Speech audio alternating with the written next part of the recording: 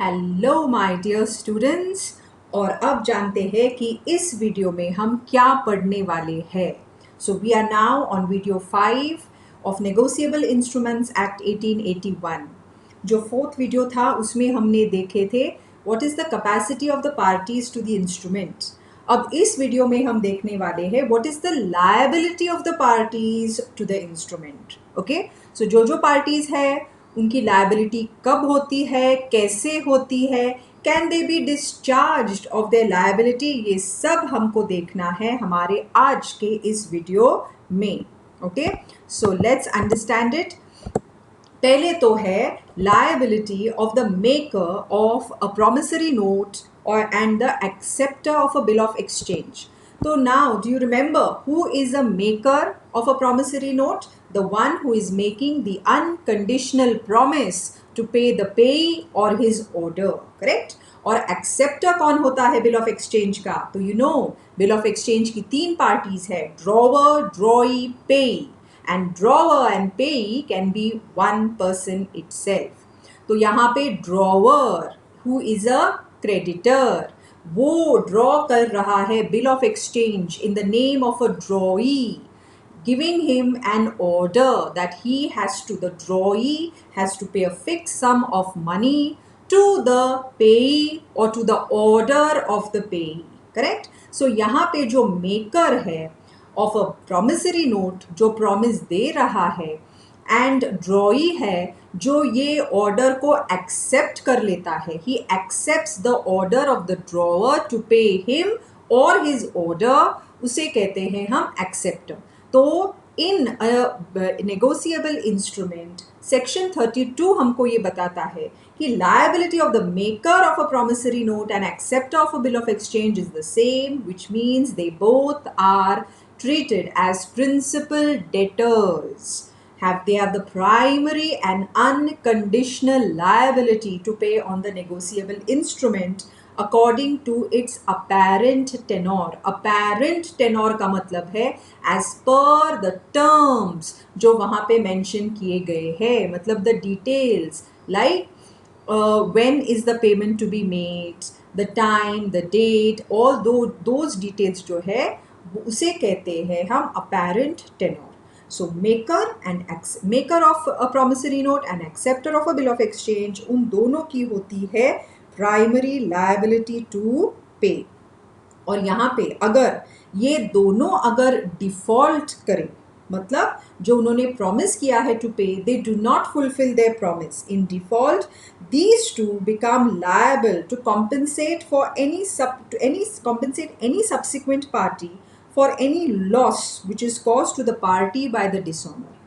So अगर maker fails to make the payment या acceptor of a bill of exchange fails to make the payment, this is going to be treated as dishonor of the instrument.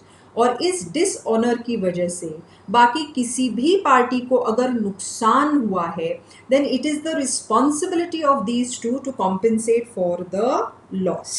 Okay? तो इन यहाँ पे हमने देखा है maker और acceptor की liability जो है वो होती है प्राइमरी।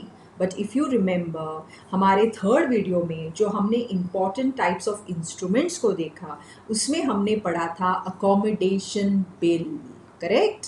तो ये accommodation bill is a bill of exchange which is actually done to help or provide financial aid to someone in need. So it is drawn in the form of a bill of exchange, but it's not a typical bill of exchange.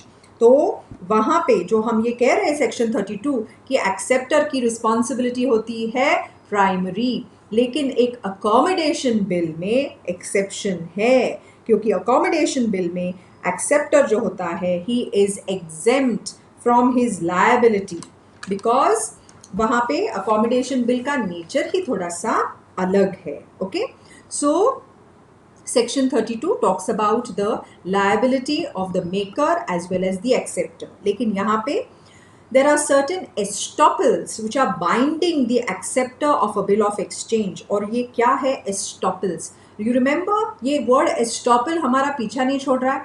CA foundation के contract act में हमने ये किया. Correct, promissory estoppel. उसके बाद cell of goods में किया, cell bye estoppel. उसके बाद पार्टनरशिप में भी किया हमने, पार्टनर बाय एस्टॉपल। और यहाँ पे आ गया, सो एस्टॉपल्स का मतलब है to stop, liability by holding out जिसको हम कहते हैं। ओके, सो क्या है ये एस्टॉपल?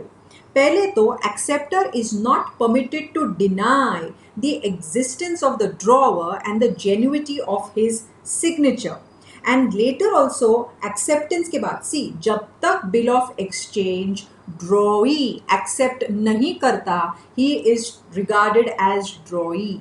लेकिन जैसे ही उसने उस बिल को एक्सेप्ट किया, मतलब he is saying that I accept to make the payment of this amount on this date or at this time to this person or his order.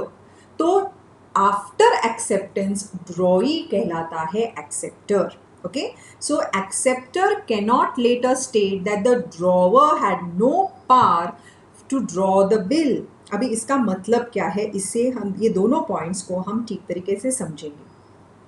पहला पॉइंट क्या है, नाउ सी, अगर आई am the ड्रॉई और आपने मेरे ऊपर एक bill of exchange draw किया और उसे मेरे पास भेज दिया फॉर एक्सेप्टेंस। अब ये एक्सेप्टेंस एक्सेप्टेंस के लिए कब भेजते हैं, कैसे भेजते हैं, उसका प्रोसेस क्या है, कितना टाइम दे दिया जाता है एक्सेप्टेंस के लिए, ये सब हमको पढ़ना है आगे। Okay, so just now just understand कि ये एक्सेप्टर क्या नहीं कर सकता। सो अगर आपने ये बिल मुझे एक्सेप्टेंस के लिए भेज दिया और मैंने इस पे लिख लिया एक्सेप्टेड और मेरी सिग्नेचर दे दी, मतलब I have accepted everything whatever has been written on the bill, right? और मैंने ये वापस आपको साइन करके भेज दिया ना। अब एक्सेप्ट किया मैंने, मतलब मेरे ऊपर आ गई primary liability to pay, right, to perform my promise. अब एक्सेप्टेंस करने के बाद आई then cannot deny the existence of the drawer. जैसे हमने पढ़ा था fictitious drawer, remember fictitious bill? तो यहाँ पे I told you the example कि if I am only drawing the bill, लेकिन I am not drawing the bill as I order you, मैंने वहाँ पे लिख दिया I Sherlock Holmes order you, तो ये एक fictitious bill है because ये character ही fictitious है, correct? So यहाँ पे क्या होगा, अगर ड्रॉई के पास मैंने ये बिल को भेज दिया, ड्रॉई देखता रहे ये शर्लक होम्स तो फिक्टिशियस कैरेक्टर है, फिर भी कहता है नहीं कोई प्रॉब्लम नहीं, I accept to make the payment to this fictitious character. So यहाँ पे जान के भी कि ये फिक्टिशियस है, आई हैव एक्सेप्टेड। और अगर ना बाद में आप ये बिल किसी और को नेगोशिएट करके ट्रांसफर कर देते हो and that person comes to me, okay, for the money, that time I cannot say नहीं, I will not make the payment because ये Sherlock Holmes तो fictitious character है। तो अगर आपको पता था तो आपने इसको accept क्यों किया, correct? So now once I have accepted, now I cannot deny the existence of the drawer. और अगर मैंने accept किया and I already know that the drawer is no longer there, no longer in existence, then why did I accept it, right? And the genuineness of his signature, अगर मेरे पास bill आया acceptance के लिए, आई am the ड्रॉई, मेरे पास bill आया drawer का for acceptance.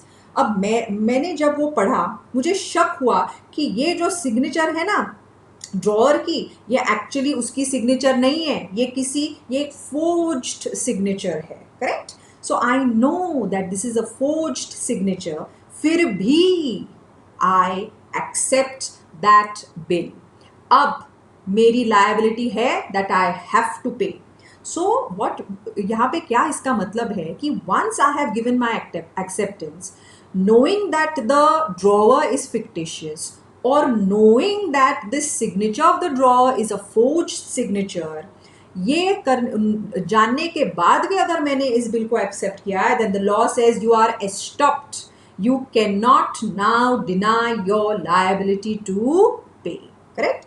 और second है that after giving acceptance now the drawee is stopped, मतलब acceptor is stopped from saying कि जो ड्रॉवर है ना उसको अथॉरिटी ही नहीं थी बिल ड्रॉ करने की। अगर आपको पता था कि इसको अथॉरिटी नहीं है बिल ड्रॉ करने की तो आपने इसको एक्सेप्ट किया ही क्यों, राइट? सो एक्सेप्टेंस के बाद you are stopped from saying all this. तो अगर for example A drew a bill of exchange on B और बी ने उसको एक्सेप्ट किया, then once he accepts he can not later say कि ए की सिग्नेचर फोर्ज्ड है या जेन्युइन नहीं है या ए को कैपेसिटी ही नहीं थी to draw the bill of exchange. तो अगर लेट्स से दैट बी ने एक्सेप्ट किया एक बिल जिसका drawer is a corporation and अगर या कंपनी है, ओके, और इस कंपनी को now we know that the memorandum of association as well as the articles of association, ये तो पब्लिक डॉक्यूमेंट्स है, correct? And you remember in foundation we did constructive notice, so law assumes कि whoever is an outsider dealing with the company is already aware, already knows, already has constructive notice regarding the memorandum and articles of association of a company. तो अगर आपको ये पता है पहले से, आपने उसका object clause of the memorandum पढ़ा है एज एन आउटसाइडर और आपको ये पता है कि इस कंपनी को अथॉरिटी ही नहीं है to draw this kind of a bill of exchange, ये जानने के बाद भी अगर आपने इसको एक्सेप्ट कर लिया है, then you can not say while paying, you can not say नहीं नहीं कंपनी को अथॉरिटी थी ही नहीं. Now you are stopped from saying this. Okay, so ये एस्टॉपल्स अप्लाई होते हैं in the case of acceptor of a bill of exchange. फिर देखते हैं liability of the drawer of a bill of exchange. Draw section 30 talks about the draw. Draw कौन होता है bill of exchange? The one whom draws the bill, the one who gives the order to make the payment. Okay, so section 30 कहता है that liability of the drawer of a bill of exchange is secondary and conditional. जैसे होती है ना surety की, we did Indian contract act में we did 5 special types of contracts. इसमें हमने कॉन्ट्रैक्ट ऑफ गारंटी या श्योरिटी पढ़ा है. श्योरिटी की लायबिलिटी कब अराइज होती है? Only if the principal debtor fails to pay. So वही होता है यहाँ पे. जो ड्रॉवर है ना, वो कौन है? He is the one who is making, who is drawing the bill. तो उसकी जो लायबिलिटी होती है, प्राइमरी लायबिलिटी होती है एक्सेप्टर की. सो अगर वो पेमेंट ना करे, अगर वो डिसऑनर करे इंस्ट्रूमेंट को, then the liability lies with the drawer. Okay, so उसकी लायबिलिटी होती है सेकेंडरी एंड कंडीशनल. ड्रॉवर जो होता है, he engages that the instrument on due presentment will be accepted and paid according to its tenor, and in case of dishonour he will compensate the holder. मतलब Mr. A drew a bill of exchange in the name of B, the drawee, giving him the order that B has to make a payment of 50,000 either to A or to A's order.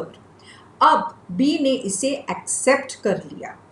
Acceptance के बाद A ने ये bill वापस A के पास आया. अब A ने क्या किया? A ने transfer, negotiate, correct? So A transferred this instrument to Mr. C. C ने ट्रांसफर किया D को, D ने ट्रांसफर किया E को. So like this till the time of maturity, due date of maturity, हमने ये पढ़ा है that a negotiable instrument can be transferred n number of times.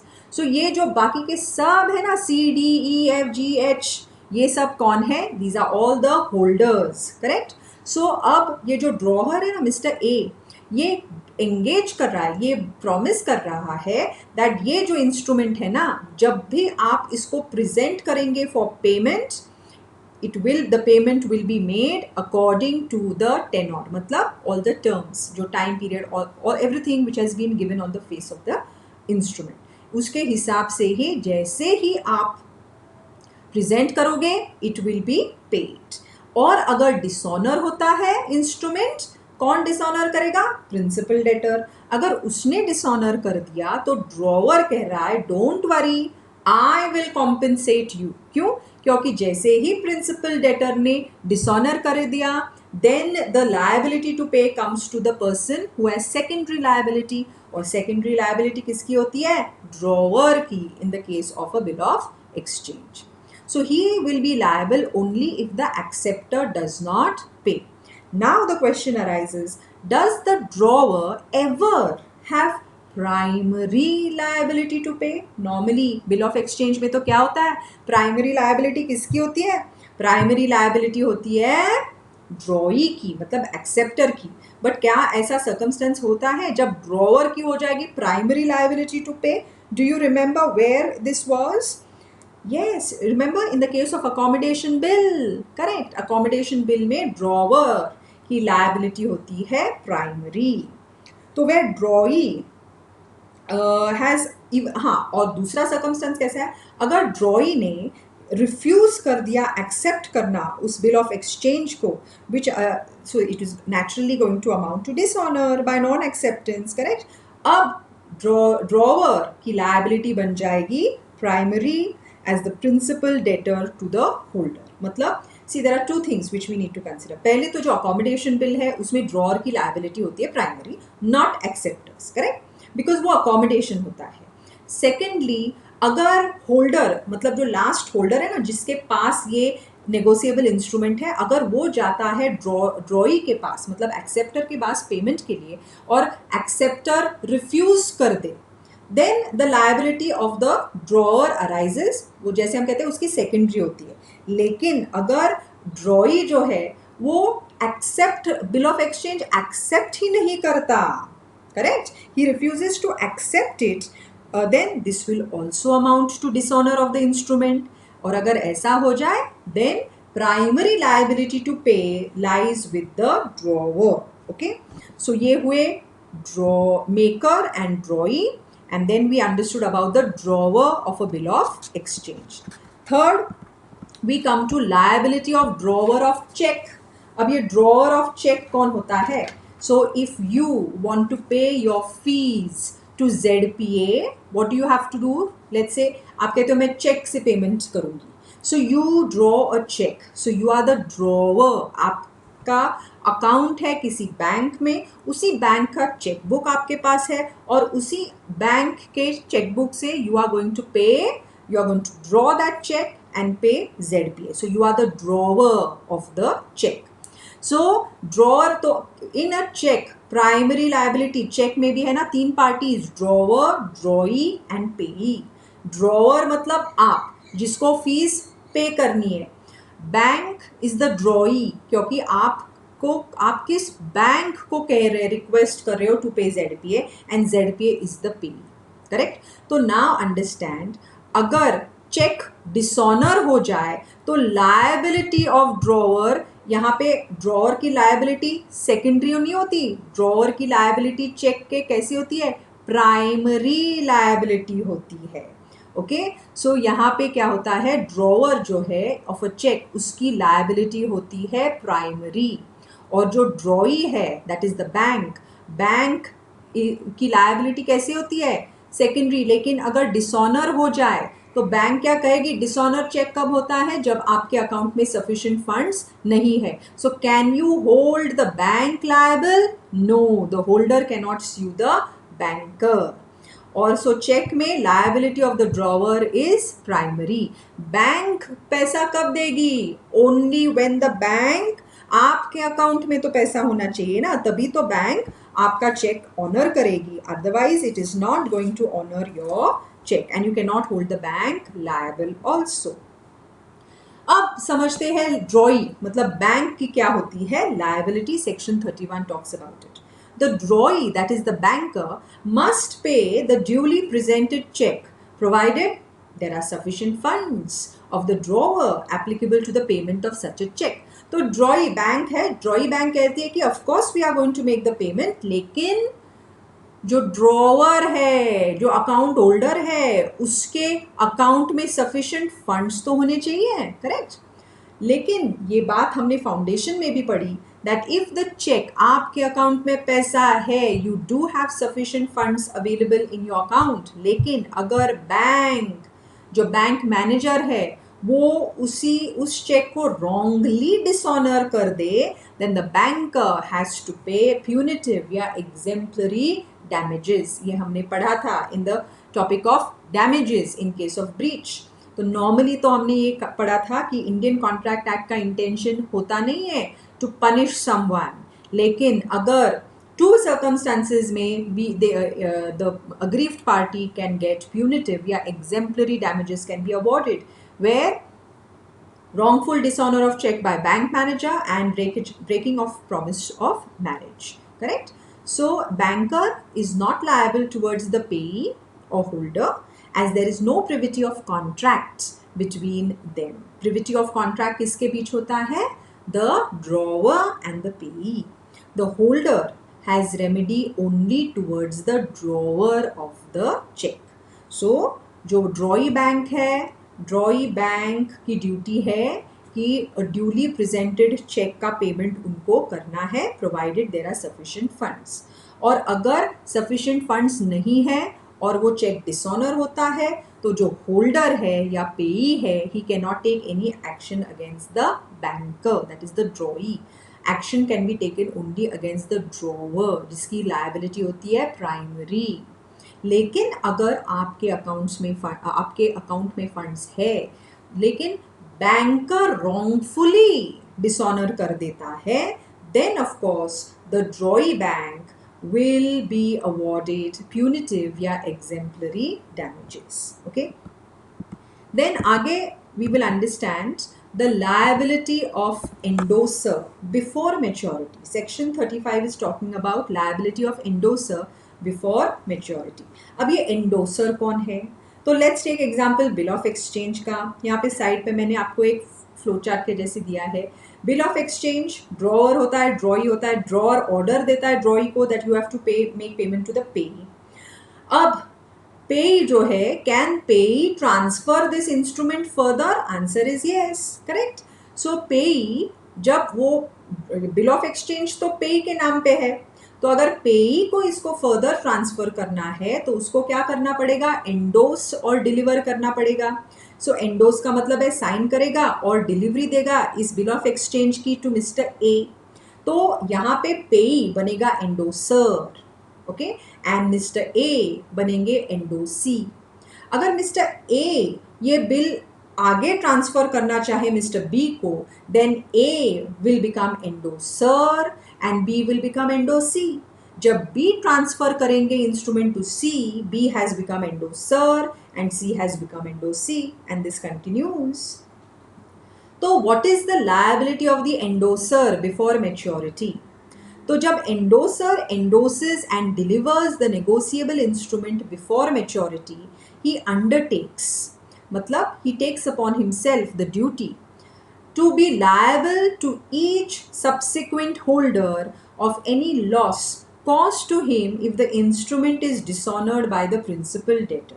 So section 35 ये क्या कह रहा है? section 35 कहता है जो भी एंडोसर है, like for example mister A is the endorser to B, correct. तो मिस्टर A जब ये बिल ट्रांसफर एंडोस करके डिलीवर कर रहे हैं मिस्टर B को, वो प्रॉमिस कर रहे हैं to mister B, to mister C that अगर ये बिल डिसऑनर करता है acceptor that is the drawee, तो इसकी डिसऑनर की वजह से आपको जो भी नुकसान होगा ना, I will compensate that loss. Okay, so अगर C let's say is the last holder of the instrument, C payment के लिए जाता है ड्रॉई मतलब एक्सेप्टर के पास, एक्सेप्टर रिफ्यूजेस टू पे, सो हो गया ना बिल ऑफ एक्सचेंज डिसऑनर. अब क्या सी बी के पास जा सकता है? Yes, for the payment, because between B and C, B is the endorser and C is the endorsee. So section 35 कहता है endorser undertake क्या करता है? to अगर dishonor की वजह से जो भी नुकसान हुआ है, he will compensate the endorsee for the loss. Okay? So यहाँ पे जो endorser है, तो अब अगर B ने C को पेमेंट किया तो B किससे रिकवर करेगा? A से. A ने पेमेंट किया, A किससे रिकवर करेगा? पेई से. पे किससे रिकवर करेगा? अगर drawer and payee is the same person, they are going to recover it from the drawee acceptor, correct. और जब एक्सेप्टर पूरा पेमेंट कर दे, then the instrument will be discharged. Understand, ये हम बाद में भी करने वाले, लेकिन because we have this flow chart in front of us, अगर सी ने बी से पैसा लिया तो सी डिस्चार्ज हुआ, he got his rights, he leaves. B has a right to recover the money from A ने बी को payment कर दिया, बी डिस्चार्ज हुआ। ए ने पेई से ए को पेई से पैसा मिल गया, ए डिस्चार्ज हुआ। सो यहाँ पे पार्टीज डिस्चार्ज हो रही है, लेकिन इंस्ट्रूमेंट डिस्चार्ज नहीं हो रहा है। इंस्ट्रूमेंट डिस्चार्ज कब होगा? जब जिसकी भी प्राइमरी लायबिलिटी टू पे है ना, जब तक वो अपनी लायबिलिटी पूरी नहीं करता, मतलब द एक्सेप्टर जब तक ये बिल ऑफ एक्सचेंज ऑनर नहीं करता, तब तक इंस्ट्रूमेंट डिस्चार्ज नहीं होगा। ओके, देन एंडोसर की मतलब बी की, ए की, पे की, ड्रॉअर की लायबिलिटी कैसी होती है? Secondary and conditional. ये सब पेमेंट कब करेंगे? Only when the acceptor dishonours the instrument. Okay, then इसको ही आगे we will understand a few more points. तो लायबिलिटी कब, एंडोसर की लायबिलिटी टू पे हमने कहा सेकेंडरी है और कंडीशनल है। ये अराइज किस केस में होती है? So the person who has the primary liability to pay dishonors the instrument. So who has primary liability to pay in the case of promissory note? The maker. And a bill of exchange, acceptor. And in the case of a check, drawer. Correct? अगर ये तीनों अगर they do not make the payment, they dishonor the instrument, then liability arise होती है endorser की. Now, और endorser की liability to पे सी, वेनेवर जो होल्डर है, जो पहला जो स्लाइड था उसमें मैंने आपको दिखाया कि सी जाता है एक्सेप्टर के पास for payment, acceptor refuses, dishonour हो गया। सो सी को क्या करना पड़ेगा? इमीडिएटली डिसऑनर की नोटिस सबको देनी पड़ती है। Either he has to give the notice to every party above him, और वो कहेगा बाकी सब तो मुझे पता नहीं, मुझे पैसा रिकवर करना है बी से, so I will give a notice to B. अब अंडरस्टैंड, बी उसने सी ने सिर्फ नोटिस ऑफ डिसऑनर बी को दी, लेकिन बी को तो पैसा रिकवर करना है ए से। सो इमीडिएटली क्या करेगा? बी इमीडिएटली ए को बताएगा कि देखो डिसऑनर हुआ है, ए को पैसा रिकवर करना है पे से। Immediately he will communicate of the dishonour, send the notice of the dishonour to A. Okay, so जो एंडोसर है ना, उसकी लायबिलिटी कब अराइज होती है to pay? When the principal debtor has committed default, and secondly उसे endorser has been given or he receives a due notice of such dishonor. उसको notice of dishonour तो मिलनी चाहिए ना, उसको पता तो होना चाहिए कि डिसऑनर हुआ है, तभी तो वो लायबल बनेगा पेमेंट के लिए। Correct? So you must give a notice of dishonour to the endorser. Then next हम समझते हैं कि these are different types of endorsement, कि एंडोसर की लायबिलिटी कब अराइज नहीं होती। ओके, in this earlier slide we understood कि कब liability arise होती है। Now we are going to study कि endorser की liability arise कब नहीं होती। Okay, so sans recourse endorsement, section 52 talks about sans recourse. sans या sans recourse endorsement जो है उसको, इसका मतलब है without recourse. So now what is this exactly? अब एंडोसर की liability does not arise in a few cases, जिसमें से फर्स्ट है सैंस रिकोर्स एंडोर्समेंट। इसका मतलब है विदाउट रिकोर्स। तो जब एंडोसर एक्सप्रेसली, मतलब in words, excludes his own liability on the negotiable instrument while making the endorsement to the endorsee or any subsequent holder in case of dishonor. मतलब यहाँ पे क्या हुआ? जब एंडोसर, अभी जो फ्लो चार्ट मैंने दिखाया था, ड्रॉवर था, ड्रॉई था, मतलब एक्सेप्ट और पे था। पे ने ट्रांसफर किया ए को, ए ने ट्रांसफर किया बी को, बी ने ट्रांसफर किया सी को, सी ने ट्रांसफर किया डी को। ओके, नाउ जब मिस्टर ए ये इंस्ट्रूमेंट ट्रांसफर कर रहे हैं टू मिस्टर बी, उन्होंने इन वर्ड्स वहां पे लिख दिया, he wrote over there besides his name sans recourse और विदाउट recourse। इसका मतलब है कि अगर बिल डिसऑनर होता है by the acceptor, D payment के लिए जा सकता है सी के पास, सी पेमेंट के लिए जा सकता है बी के पास, लेकिन बी क्या ए के पास आ सकता है पेमेंट के लिए? नहीं। वाई? बिकॉज ए ने एंडोस किया है, एंडोसमेंट और ट्रांसफर के टाइम पे वहां पे इन वर्ड्स लिख दिया है अपने नाम के आगे सैंस रिकॉस, मतलब do not come back to me, you have no option towards me, correct?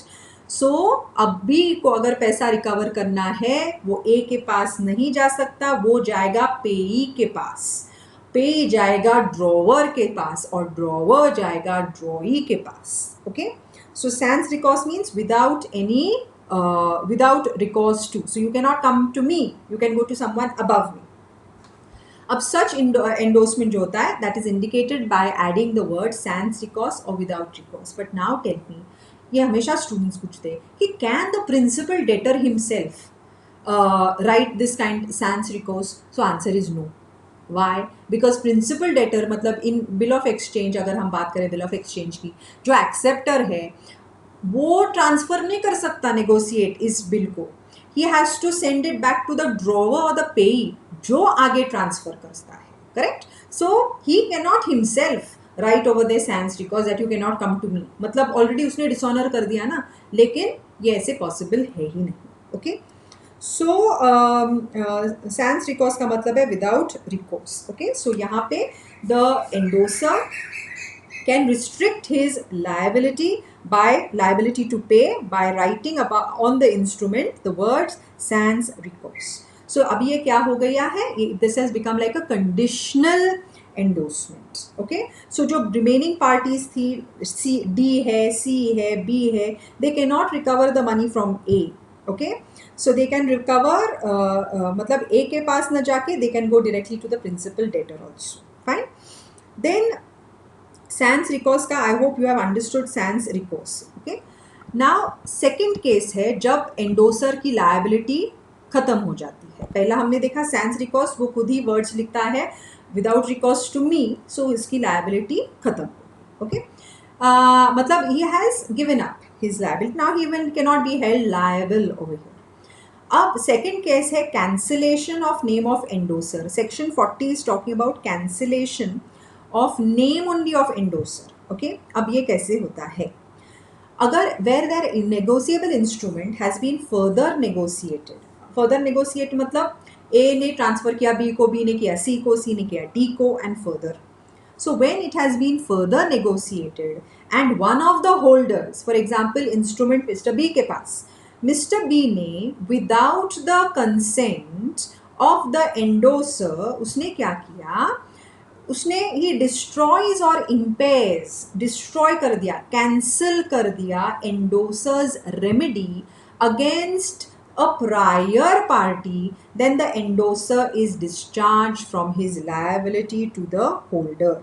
Example देखते हैं. ओके, नाउ आई थिंक हाँ, here we'll just see this example. Okay, now A is the holder of a bill of exchange which is made payable to order of B and contains the following endorsements in blank. अभी first endorsement किसको है? B को है, फिर C को है, फिर D को है. ओके, सो एंडोर्समेंट आगे गया, मतलब इंस्ट्रूमेंट आगे बढ़ा है ना. अगर विदाउट द कंसेंट ऑफ सी, सी के कंसेंट के बिना अगर A मतलब any of the holders, he strikes off, A is not the one with primary liability, here A is one of the holders, so A ने ट्रांसफर किया B को, B ने किया C को, C ने किया D को. अब without the consent of C, A strikes off the name of B. A ने क्या किया? B का नाम उस इंस्ट्रूमेंट से काट दिया, कैंसिल कर दिया, काट दिया उसका नाम. अब अंडरस्टैंड, अगर ये इंस्ट्रूमेंट डिसऑनर हो जाता है तो D पेमेंट के लिए किसके पास जाएगा? C के पास जाएगा, करेक्ट? C किसके पास जाएगा? B के पास जाएगा, B जाएगा A के पास. नाउ A ने क्या किया? Without the consent of C B का नाम ही काट दिया, तो D आएगा C के पास पैसे के लिए. सो C तो पैसा दे सकता है, लेकिन अंडरस्टैंड वन थिंग, C ऐसे नहीं करेगा. क्यों? क्योंकि जब बिल उसके सामने है, C देखेगा अरे B का नाम तो है ही नहीं यहाँ पे, B का नाम तो काट दिया है. तो अगर C पेमेंट करता है D को, C रिकवर किससे करने वाला था? B से ना. लेकिन अगर यहाँ पे एक होल्डर मतलब ए ने without the consent of C B का नाम काट दिया, मतलब what has he done? He has, see over here in this slide, he has destroyed or impaired the endorsers matlab C's remedy to receive money from B by cutting off B's name. So law कहता है अगर ऐसा होता है तो C को अभी remedy नहीं रही, बिकॉज C किसके पास जाएगा? B के पास नहीं जा सकता. तो लॉ कहता है C आपके कंसेंट से ये हुआ है. C कहता है नहीं, मुझे तो इसके बारे में पता भी नहीं था. Then C loses his remedy against B. So what happens? B भी डिस्चार्ज हुआ और C भी डिस्चार्ज हुआ. अब D जाएगा सीधे A के पास. ओके, सो यहाँ पे लॉ का कहना है कि अगर without the consent of C A ने B का नाम काट दिया, C cannot go to B for payment, तो उसका राइट टू रिसीव रेमेडी खत्म हो गई. तो लॉ कहता है C भी डिस्चार्ज हो जाएगा. तो अब D भी डिस्चार्ज हो जाएगा? नहीं, D जाएगा किसके पास पेमेंट के लिए?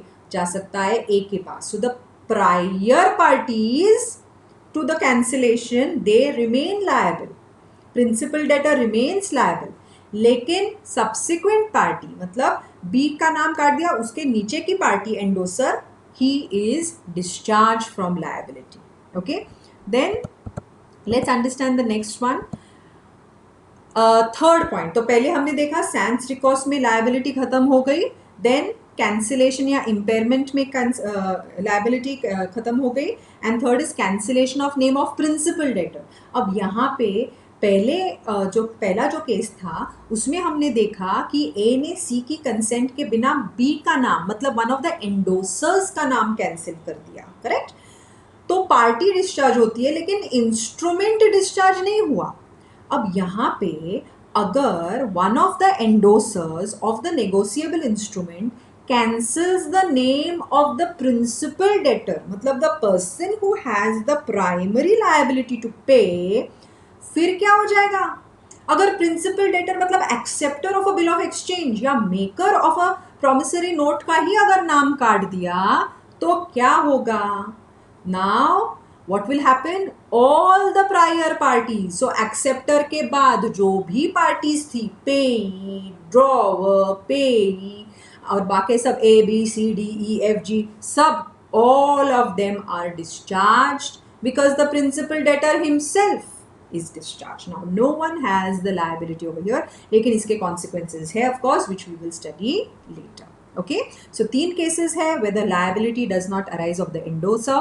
sans recourse endorsement देखा हमने, cancellation of an endorser देखा, उसका नाम काट दिया, और थर्ड केस है cancellation of the name of the principal debtor himself. Then we come to liability of all the prior parties. Prior parties का मतलब क्या है? कौन होती है प्रायर पार्टीज? प्रायर पार्टीज का मतलब है those who are coming before me. Okay, so the liability of every prior party as regards to a holder in due course continues to the instrument is duly satisfied and the instrument is extinguished by discharge of payment by the maker or acceptor at or after maturity. So prior parties की liability कब खत्म होती? मतलब A ने transfer किया B को, B ने किया C को, C ने किया D को. अब क्या होगा? D अगर D को पेमेंट मिलता है एक्सेप्टर से या मेकर ऑफ द इंस्ट्रूमेंट से, देन सबकी लायबिलिटी हो गई खत्म. लेकिन D जा सकता है C के पास, C ने D को पेमेंट दे दिया, C गया B के पास पेमेंट के लिए, B ने C का पेमेंट कर दिया, B गया A के पास. Okay, so with reference to a prior parties क्या होता है? प्रायर पार्टीज एक एक करके डिस्चार्ज हो जाएगी एंड इंस्ट्रूमेंट कब डिस्चार्ज होगा? Only when the liability of the principal debtor is discharged. Okay, so everyone has liability. I have, so अगर मैंने ट्रांसफर किया A को, then I will be liable to pay A if the principal debtor does not pay. And एक एक करके सब parties discharge हो सकती है. Okay, then आगे liability of parties inter se. So section 38 is talking about the liability of the parties inter se. See, prior parties मतलब पहले वाली parties. Okay, सो इंटर से का मतलब है with respect to each other, between themselves. Inter se का मतलब है amongst themselves या बिटवीन देमसेल्व्स. सो सेक्शन 38 कहता है as between the parties so liable as sureties each prior party. So देखो, अगर I have transferred the instrument to A मेरे बाद आया, ओके, ए ने ट्रांसफर किया बी को. सो बी के लिए ए कौन है? प्रिंसिपल. ए कौन बन गया? प्रायर पार्टी जो है वो डेटर बन गई, correct. So now C B can recover the money from A can recover it from me. So the person, मेरे पहले जो एंडोसर था वो मेरा डेटर बन गया. मेरे बाद जो अगर मैंने इंस्ट्रूमेंट ट्रांसफर किया सी को, then for C I am the debtor, correct. In respect to each succeeding party, जो प्रायर पार्टी उसके पहले वाली जो पार्टी है, जो उसकी सीनियर, नॉट सीनियर बट उसके पहले वाली पार्टी, वो बन जाएगी उसकी debtor party. Okay. So for example, अगर drawer A draws the bill of exchange in the name of B the drawee, okay, तो ड्रॉई को ऑर्डर है टू पे ए और हिज ऑर्डर. अगर ए ने ट्रांसफर किया इंस्ट्रूमेंट सी को, सी ने ट्रांसफर किया इंस्ट्रूमेंट डी को. सो यहाँ पे कैसे होगा? As between D and B के बीच में, अगर D is the last holder, okay, अब date of maturity of the instrument आ चुकी है, तो डी जाएगा पेमेंट के लिए, तो डी जाएगा बी के पास, correct. So between D and B is the principal debtor, okay, and A और सी, ये दोनों बीच वाली पार्टीज कौन है? Prior parties. ये है श्योरिटी, करेक्ट, बिकॉज ए और सी की लायबिलिटी होती है secondary and conditional. Only if the principal debtor dishonours then they will both pay. Okay. Now between A and D, अब ए और डी के बीच में प्रिंसिपल डेटर कौन है? यहाँ पे इन दोनों के बीच है. Now we are not taking into account B, we are taking into account prior party to D is C and A. So between A and D, A is the principal debtor और C कौन है? surety है. Okay, in the same way between C and D, C is the principal debtor, right? So आपस में they will be treated as debtors towards each other. Okay. Now and also we have section जो 32 है, जो हमने पहले ही किया था, वो कहता है that अगर if any party to a negotiable instrument who is liable as surety, मतलब यहाँ पे अगर for example in this section 32 कहता है if any party to the instrument is liable to pay as surety, मतलब अगर यहाँ पे A and C are surety ना, so अगर ये पे करते हैं the amount because B fails to pay the amount, then such party, मतलब the surety on paying the money can recover it from B. अब यहाँ पे इस एग्जाम्पल, ये जो चार्ट है, यहाँ पे अगर D जाता है B के पास पेमेंट के लिए, जो एक्सेप्टर है, जो प्रिंसिपल डेटर है, उसने डिसऑनर का किया, तो वो जा सकता है C के पास, C जा सकता है A के पास. सो A एंड C कौन है? वो तो श्योरिटीज थी. और अगर ये पेमेंट कर दे, then these two मतलब ये surety can recover the money from the principal debtor. So now they have stepped into the shoes, हम कहते हैं ना. So subrogation यहाँ पे हो चुका है. Okay. Then next let us understand what is the liability of acceptor for bill drawn in a fictitious name. जैसे मैंने आपको पहले वीडियो में बताया था कि ड्रॉ तो मैंने किया, मैंने लिखा, सो लिखने वाला आदमी तो रियल है, लेकिन he has written what? I Sherlock Holmes order you to pay me this sum of money. तो ये तो fictitious bill हुआ. तो यहाँ पे liability क्या होती है? acceptor की. So liability of the acceptor for a bill drawn in a fictitious name, ये मैंने आपको पहले ही बताया था. सेक्शन 42 कहता है acceptor में अगर he already knows कि ये एक fictitious person है, then what will happen, और फिर भी उसने accept किया, then he is not released from his liability to pay. अगर उसको पता है ये fictitious है तो आपने क्यों accept किया बिल को? So ये estoppel केस में हमने ये point देखा है, but because we have this specific section for it, we did it again. Okay. Then liability of acceptor, अगर ये स्टोलन या फोर्ज्ड इंस्ट्रूमेंट है तो क्या होती है? Liability. In case a bill of exchange is stolen and the drawer has already informed the, अगर bill of exchange मैंने ड्रॉ किया और एक्सेप्ट भी हुआ है. Now if the bill is stolen and the drawer has already inform the drawer, bill मेरे पास था, आई वॉज द ड्रॉअर, मेरे यहाँ से बिल चोरी हुआ. इमीडिएटली जैसे ही मुझे पता चला कि बिल चोरी हो चुका है, मैंने जो ड्रॉई है ना उसको इन्फॉर्म कर दिया अबाउट द थेफ्ट. ओके, अब मैंने उसको ऑलरेडी बताया है. अब जिसने चोरी किया ना उसने क्या किया, थ्रू फोर्ज्ड सिग्नेचर, उसने, जिसने चोरी किया उसने फोर्ज की सिग्नेचर मेरी और इस बिल को फर्दर नेगोशिएट कर दिया. ओके, अब यहाँ पे even if it has been negotiated further, जैसे ही मुझे पता चला कि मेरे यहाँ से ये बिल चोरी हो चुका है, मैंने इमीडिएटली एक्सेप्टर को बता दिया, ड्रॉई को बता दिया. अब ये बिल नेगोशिएट होते होते जाता है मिस्टर जी के पास. जी इज द लास्ट होल्डर. अब ये जाएगा ड्रॉई मतलब एक्सेप्टर के पास. नाउ यहाँ पे let's understand both the circumstances.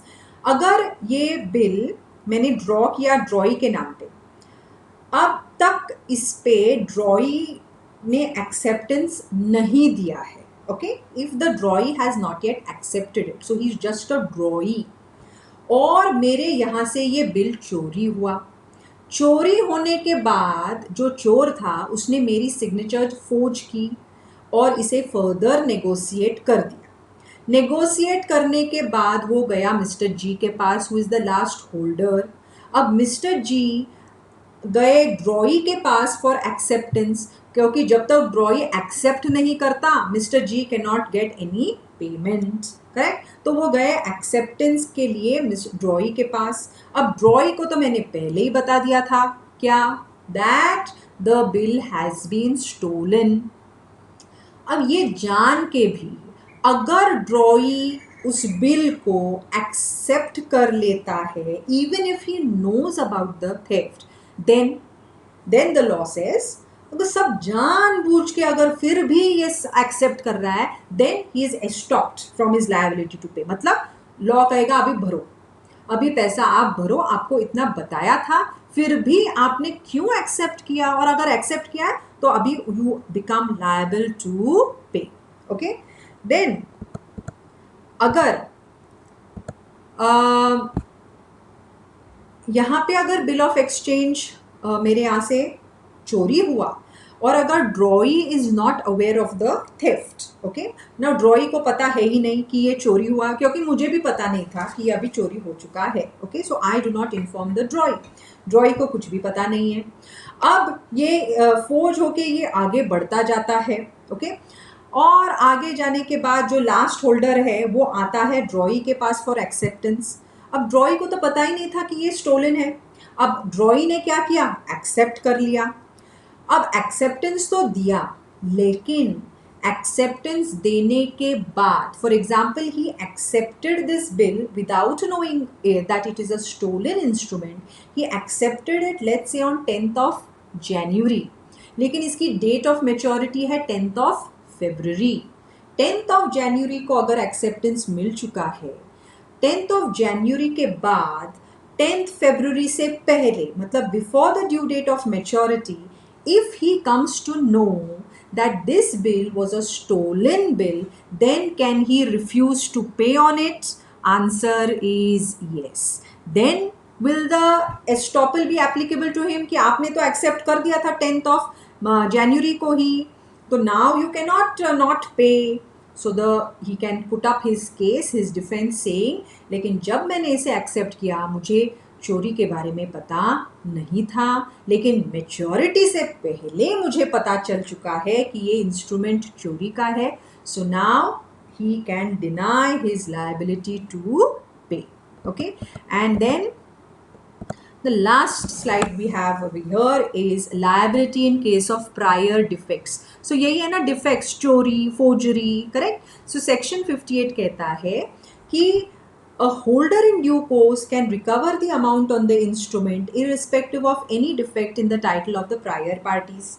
Correct? So ये तो हमने already पढ़ा है. Holder in due course हम किसे कहेंगे? Without those exceptions, of course, the person who has taken the holder who has taken the instrument in good faith for consideration before maturity. इसके जो rights to receive the amount due are not affected even if there are some prior defects in the negotiable instruments. Okay, ये points मैं आपको बाद में भी when we have to do discharge of instrument we are again going to come to some of these points. And in case of a lost negotiable instrument or one that has been obtained by fraud or unlawful consideration, no party except a holder in due course is entitled to receive it. Why? Because वो कहता है I took it in good faith. Okay, so of course there are exceptions in this case also. Section 58 ये तो कहता है, लेकिन section 58 also says terms and conditions apply. मतलब there are exceptions. Okay, so ये जो हमारा वीडियो था इसमें हमने देखा है about the liability of the parties to the instrument.